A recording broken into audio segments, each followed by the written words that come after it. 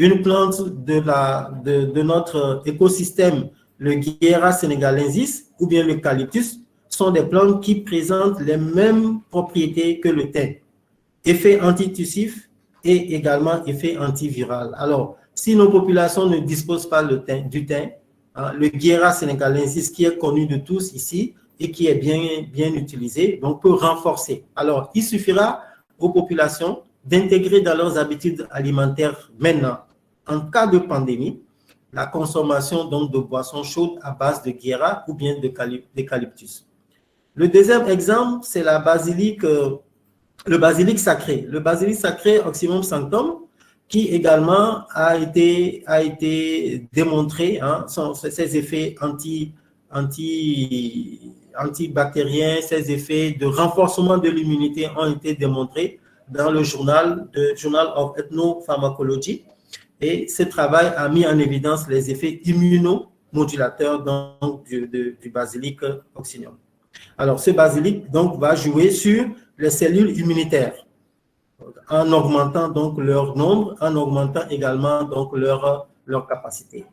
Le troisième exemple en boisson chaude, une boisson chaude contenant du miel, nous l'avons dit tout à l'heure, le miel avec les travaux de Hossein. Le miel donc participe à l'amélioration de la santé donc, des malades de la COVID-19. Ce travail récent, publié dans le journal Elion, donc, permet donc de mettre le doigt sur cet aliment-là disponible et accessible. Mais vous convenez qu'au-delà de tout ce que nous disons sur l'alimentation, au-delà de tout ce que nous développons, le problème majeur, c'est à long terme, c'est de pouvoir apporter des réponses à la résilience des systèmes alimentaires, la résilience, la résistance des systèmes alimentaires. Alors, c'est la deuxième partie de notre présentation et cette deuxième partie-là, elle est importante parce que au-delà des habitudes que nous devons mettre en place pour manger sain, pour manger en connaissance de conséquences, il faudra pouvoir le faire dans la durée et atteindre toutes les populations. Alors, cette résilience-là, elle est définie par plusieurs auteurs. Si nous prenons donc la définition de Tendala et collaborateurs, c'est quand même la capacité au fil du temps d'un système alimentaire. Un système alimentaire, c'est un tout. Et ces différentes unités, à plusieurs niveaux, à plusieurs maillons, de pouvoir fournir des aliments accessibles face à des perturbations diverses. Ces perturbations-là peuvent être, on peut les prévenir, ces perturbations-là peuvent être aussi imprévues, comme c'est le cas de la pandémie aujourd'hui. Alors, la résilience va être donc la thématique sur laquelle normalement nous devons le plus penser, le plus cogiter, parce que c'est ça qui permet une résistance dans la durée, parce que nous assistons aujourd'hui à une mutation du virus. Il faudra accompagner cette mutation-là. Il faudra vivre avec le virus, donc il faudra installer donc un système, une résilience de notre système alimentaire. Pas seulement dans l'alimentation de chaque jour, mais dans tout le système, avec tous les autres maillons. Et tous les autres maillons, c'est le producteur, c'est le transporteur, c'est l'industrie alimentaire, c'est le distributeur et ensuite le consommateur. Mais malheureusement, on remarque que la communauté scientifique, il pense, c'est pas malheureusement, la communauté scientifique, il pense, et pense sur ses conceptions et les productions des différents aliments sains. Mais nous avons remarqué que c'est ça qui va apporter la sécurité alimentaire d'une façon globale. La sécurité alimentaire d'une façon globale. Et cette sécurité alimentaire d'une façon globale doit faire l'objet de discussions, de réflexions. Alors, quand on regarde un peu les dernières grandes sommités, les dernières grandes réunions des sommités dans le système alimentaire, notamment le Congrès international sur l'ingénierie et l'alimentation, et puis les réunions, les journées scientifiques de la Fédération européenne des sciences et technologies, EFOST.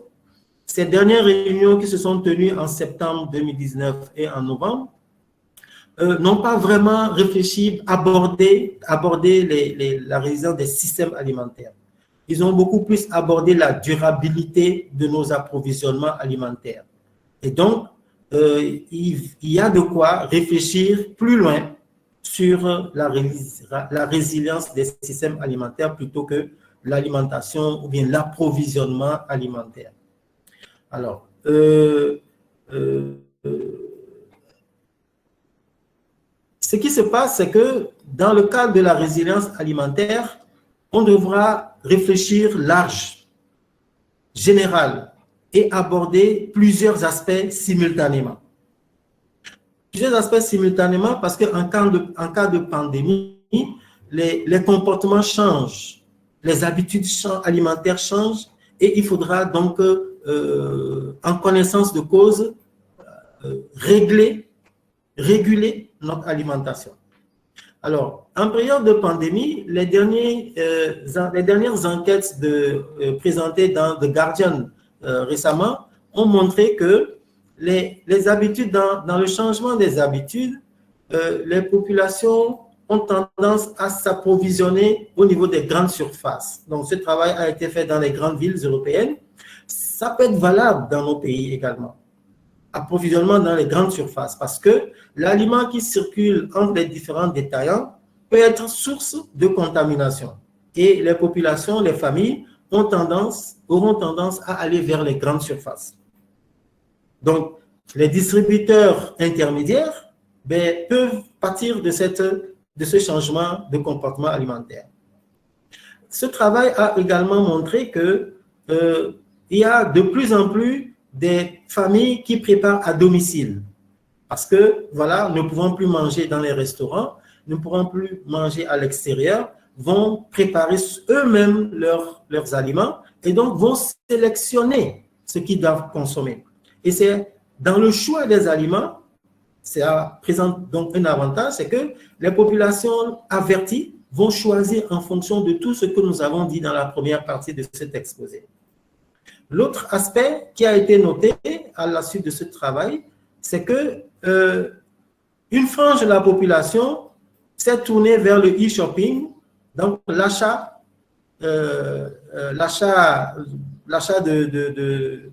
la commande d'aliments par Internet. Et là, le danger, c'est que cette frange de la population va être dépendante des aliments qui leur sont proposés. Donc, ils n'auront toujours plus le choix de sélectionner, de manger en connaissance de cause, mais de manger les aliments qui sont disponibles. Et ça peut présenter donc un danger par rapport au premier groupe. Alors, d'autres travaux aux États-Unis réalisés par The Nielsen Company ont montré que les aliments aussi, les types d'aliments consommés ont évolué. Donc, l'éthologie alimentaire a évolué.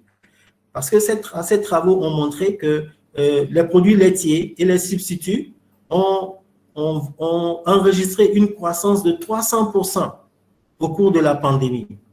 Mais c'est pareil également pour les produits à fort pouvoir de conservation, c'est-à-dire les produits en conserve, les produits secs, les pâtes alimentaires, les produits séchés, qui peuvent être conservés pendant longtemps. Et donc, en cas de confinement, les populations s'orientent vers ce type de produits, les produits laitiers, qui sont des produits complets. C'est ça le problème, c'est ça l'avantage. Et les autres produits qui présentent donc une forte capacité de conservation. Alors, je disais tout à l'heure que les comportements ayant changé, la résilience des systèmes alimentaires doit se faire à plusieurs niveaux, sous plusieurs angles. Et quand on regarde un peu les chaînes alimentaires au niveau des systèmes alimentaires, au niveau de l'Europe par exemple, le travail de Bakalis ici a montré que du fermier jusqu'au consommateur à droite, nous avons plusieurs maillons des systèmes alimentaires. Et il faudra, en cas de pandémie, renforcer donc ces différents maillons-là. Alors, quand on regarde les supermarchés, en cas de pandémie, puisque les supermarchés vont être sollicités, les grandes surfaces vont être sollicitées, on va assister à une augmentation de la population ou bien des éléments de ce niveau de distribution. De l'autre côté, les petites boutiques vont passer ou bien vont être très peu sollicités et les supermarchés vont enregistrer une croissance ou bien une augmentation en nombre. C'est ce qui explique la flèche qui va vers les supermarchés au détriment des boutiques intermédiaires qui approvisionnent généralement donc les consommateurs. Mais toujours est-il que au niveau des consommateurs, si certains s'approvisionnent directement au niveau des supermarchés, la population démunie qui n'est pas suffisamment munie va continuer à s'approvisionner un tout petit peu au niveau des boutiques intermédiaires. Alors, ceci, c'est pour dire que en cas de pandémie, c'est ce qui se passe. Si la pandémie perdure, nos systèmes alimentaires aussi vont continuer à se métamorphoser et la résilience doit se faire, doit s'organiser. Alors, est-ce qu'à la suite de cette pandémie, que nous espérons finir assez tôt, il y aura un changement potentiel de comportement alimentaire dans une période post-Covid? Ben, c'est ce que nous devons donc étudier donc, pour nos perspectives. Rester vigilants pour intégrer les comportements, donc la sociologie de l'aliment, donc la disponibilité et les procédés aussi utilisés pour pouvoir adresser la réponse à la COVID.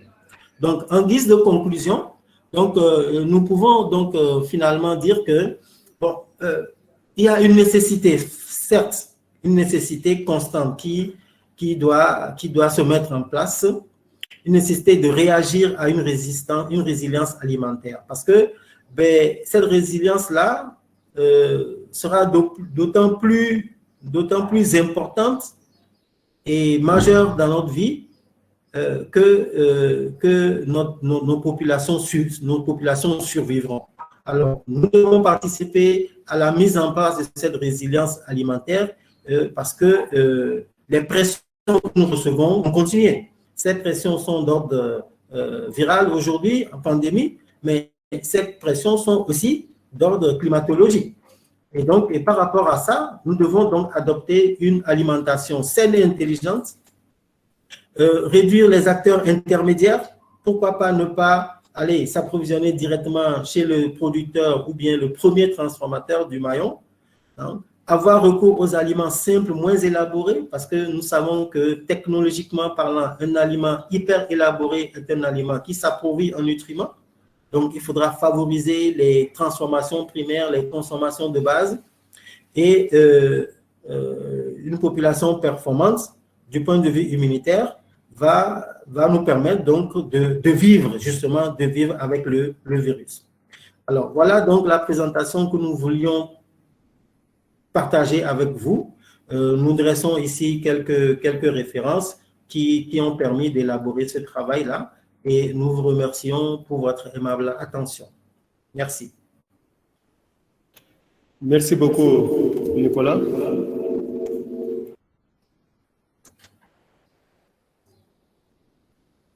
Pour